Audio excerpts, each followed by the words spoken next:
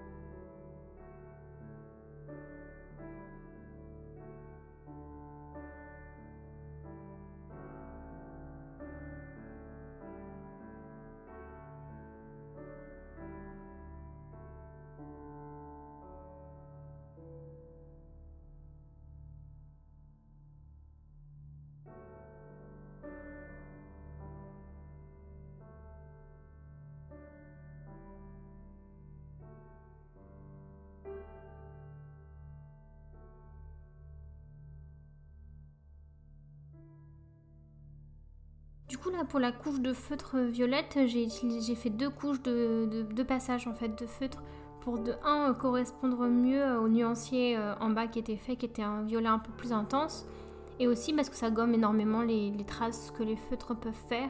Même si ces feutres là sont vraiment très bien, ils font très peu de traces, je les aime vraiment beaucoup par rapport à d'autres feutres à eau par exemple. D'ailleurs ce sont pas des feutres à eau, ce sont des feutres à encre de Chine, les Faber-Castell.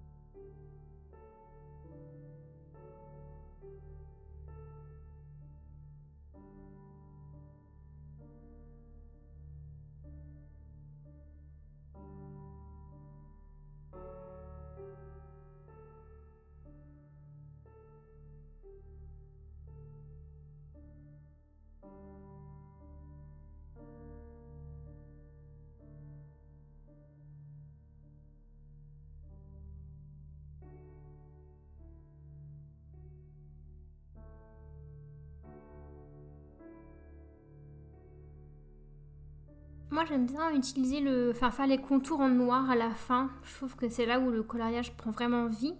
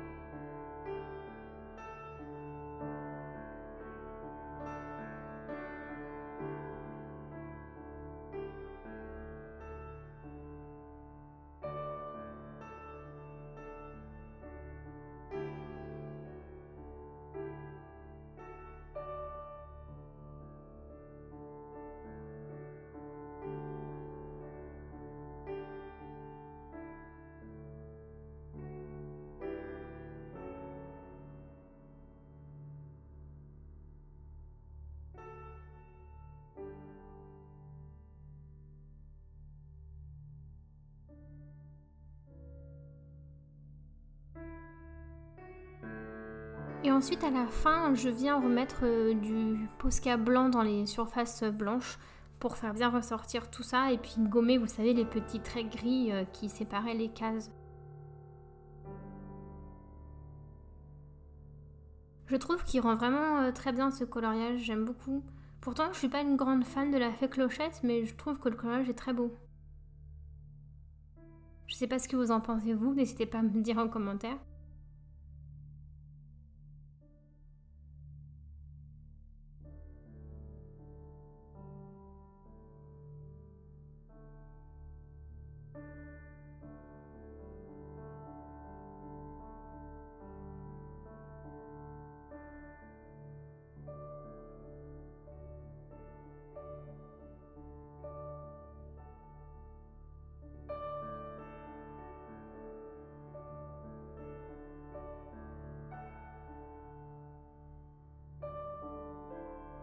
Et voilà, c'est tout pour cette vidéo, j'espère qu'elle vous aura plu, n'hésitez pas à mettre un petit pouce bleu si c'est le cas, mais surtout abonnez-vous à la chaîne car j'ai plein de nouvelles vidéos qui vont arriver très bientôt.